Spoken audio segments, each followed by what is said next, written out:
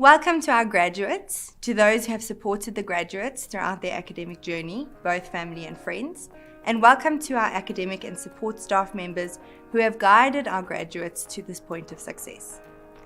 Graduation Day is a day where the long hours, sacrifices, and dedication to achieve the goals set out are recognized in a formal ceremony. The day signifies a special celebration and is a day where we award or confer qualifications, transforming open window students to become open window graduates. Our class of 2019 graduates are a unique group.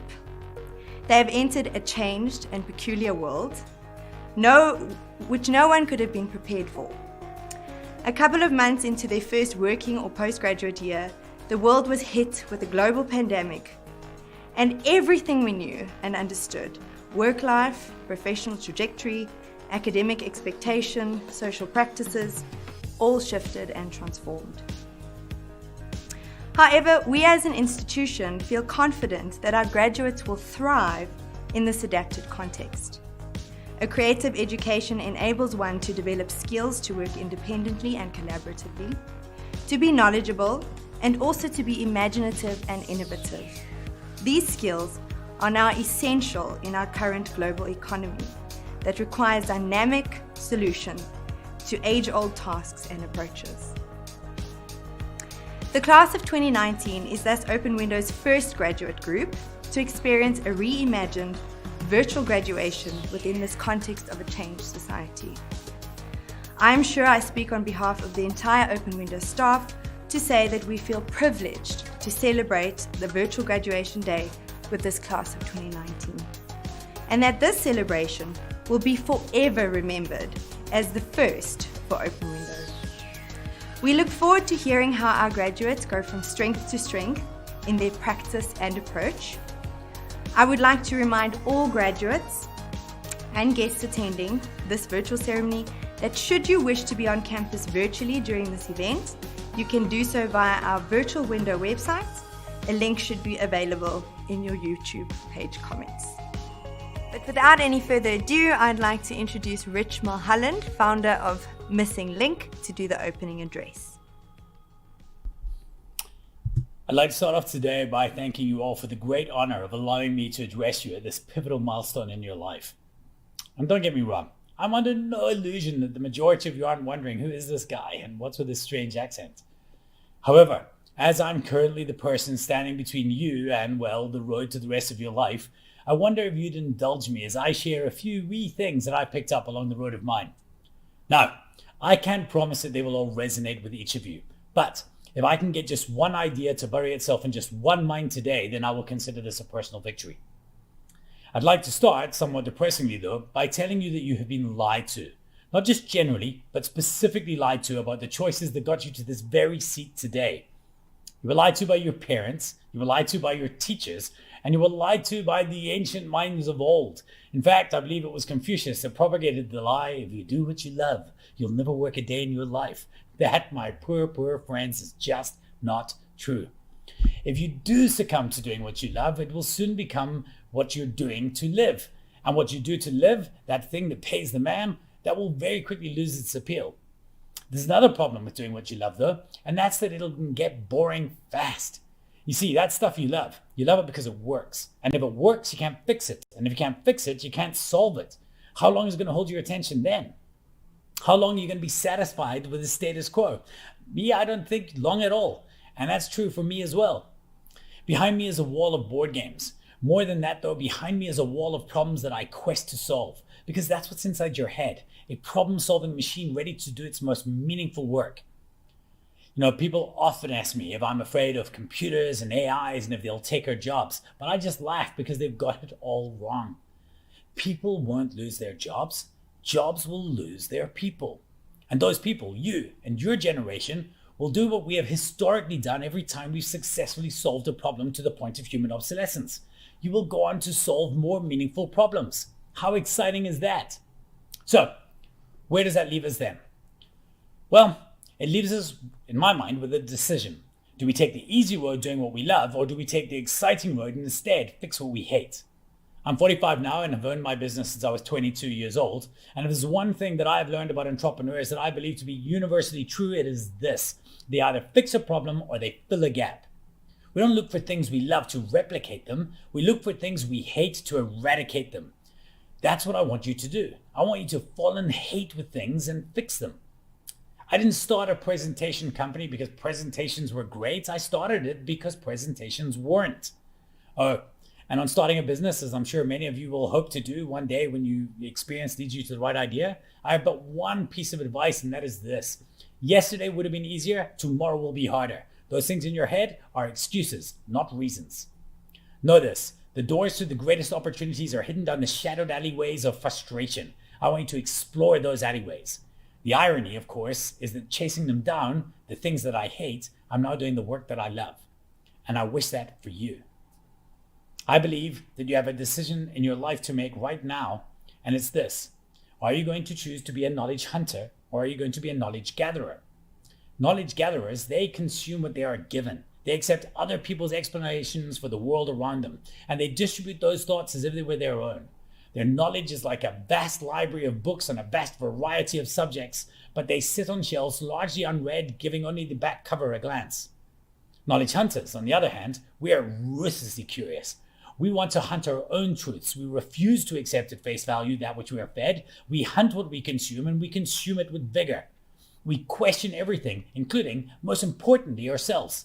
As such, we are willing and able to have our minds changed. That, my friends, is a superpower, and I wish that for you.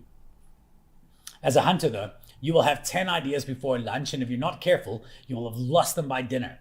If there is only one idea you take away from this, let it be this. Become a master at setting idea traps. The instant they appear, write them down. Explore them, tag them, make them easy for future you to find. We live in a world where there's tools that can give us a second brain. Use them. Never again from this day forward let another idea escape you. Trap them, then nurture them and watch them grow until they're fully formed and ready for the world. At that point, well, you have another decision to make. You have to make them a reality or you have to give them away. Both options are fine, but losing your ideas to the ether is not. Me, I write down everything with the understanding that I am the curator of the gallery that future me will get to explore. And when future me does, I want to make sure that it's a rich and beautiful gallery full of visually depicted ideas on a number of topics that I can become lost in. And I wish that for you. So, nurture your ideas, but never forget your superpower, your ability to change your mind or have it changed. This idea alone will be the hardest for you to grasp. At least it was for me. You see, we are fueled by our success, and it can become easy to believe that the ideas that got us to where we are today will be the same ideas that will take us to tomorrow. That thinking, though, it's toxic. It's legacide, a type of legacy thinking that will try to be the silent killer of progress in your life. Don't let it be. Remember that it's not about admitting that you are wrong, just that you may no longer be right. Again, though, it will be hard, because success is the breeding ground for certainty, and to borrow the words of Harry Beckwith, certainty is your ego moving in for the kill. Fight back. Past you may well have curated the gallery that you're exploring right now, but that exploration belongs to you. Don't be held back and don't hold yourself back. I've been taught the important lesson of holding very strong ideas with a very weak grip. And I wish that for you. Now, you as a group, you have an unfair advantage in that you have already chosen the path less traveled. And I commend you on that choice. Avoid big groups. You don't want to be standing in the crowd. You want to be watching them from the gallery of the niches. Narrow your niche. Make it easy for the world to find you. Decide on your area of authority and go as deep as you can until the pressure is too much for everyone else. And once you've found your area of authority, own it. Remember Stopforth's law. In any area that lacks an expert, whoever speaks up and steps up first becomes it. However, while your brand may be that of a specialist, make sure that you let your brand be that of a generalist. People in the crowd will say, hey, that you think outside the box. But you know that the real magic is that you don't just have one. You have many amazing boxes to pull your thinking from. I fill my life with those boxes, and I wish that for you. Now, as I near the end of my talk to you, let me plant one final but important seed in your mind, and that is this.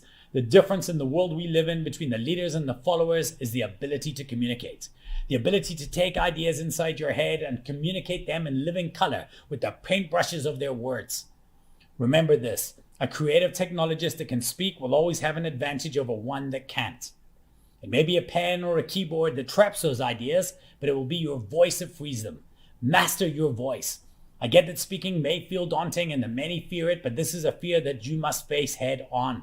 The survival of your ideas depends on it. Lead loud. Somewhere today, there is a person your age that is finishing college or university and heading out into the world. But that person, they will not be satisfied until they change it. They will hunt and trap their knowledge and ideas in the alleyways of frustration. They will slay their legacies and they will swim to the very depths of their authority. Mostly though, they will lead the charge of their ideas with the relentless vigor of someone that will never be satisfied with the way things are. They will lead the charge and they will lead it loud. And I wish that for you. It's your time now. Go and take it. By the power vested in me by the open window, I declare all those who are acknowledged by name during this virtual graduation ceremony to have their degrees conferred. Greetings to the Creative Technologies graduate class of 2019, as well as their parents, family members, and other supporters. Welcome to the first ever Open Window virtual graduation. Many of our students already feel very at home in the virtual space, so in some ways, this is a very fitting and thematic ceremony to award your degrees. However, that being said, we regret not being able to celebrate this prestigious occasion with all of you in person. The journey that you have undertaken in the degree program over the last few years has equipped you with many skills. Burning curiosity and the tools to explore it, critical and creative thinking, a willingness to experiment and also fail, but most importantly, practicing empathy. It is this empathy and understanding that you carry into the world that will truly set you apart in the new landscape that stretches before you. What the world needs right now is people who can practice empathy and channel it in effective and useful ways. As Tom Gruber, product designer and co-founder at Series, stated, people who practice empathy are able to understand and learn from the perspective of other people. Practicing this empathetic mindset is your secret weapon to creating more comfort, more joy, and more understanding in a world that sorely needs it. By choosing to major in the School of Creative Technologies, you have accepted the responsibility to create a better digital and physical world for all. You understand that you are actively shaping the way people engage with the objects and technologies in their lives. The choices you make in designing these products and services could mean the difference between love and hate. You can choose to use this power responsibly and effectively, and in doing so, not only move the world to a better position, but build your own legacy as well. Congratulations on completing your journey within our school and proving your mettle as creative thinkers, tinkerers, technologists, innovators, but most importantly, as practical empaths. Lastly, I would like to mention that this class of 2019 is the first group of students that will be graduating with the bachelor degree in interaction design since its accreditation and implementation in 2016. Students that receive their qualification cum laude will be announced. These students completed their qualifications within the minimum qualification timeframe, 3 years for degree and 1 year for honors. These students also have an average mark of 75% or above, calculated according to the credit weighting of their programs. The following students graduate with a Bachelor of Interaction Design degree. Caitlin Booyens, Alexander De Waal, Zandri Gillespie, Zinzi Gwebu, Brian Irons, Petrus Creer, Paul Lutz qualifies cum laude, Nikita Maritz, Riabetswe Matemane, Kyla McGee, Menapo Mokampanyane, qualifies cum laude. Aniki Morris, Vinay Nordia, Ashley Parsons,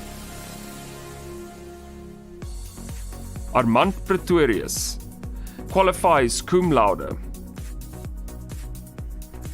Zander Rood, Sumari Tua, Tiffany van der Merwe, Gerard van Niekerk, Stefan van Wyk, Christiane Venter, Andrea Wilkins, qualifies cum laude.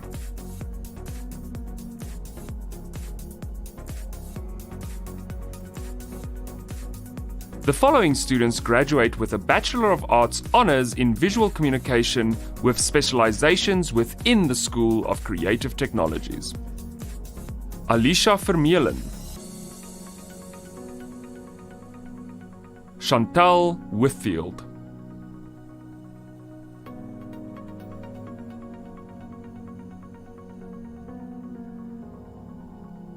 The following students qualify for a Bachelor of Arts Honours in Visual Communication with specializations within Film and Animation Arts. Janay van der Merwe,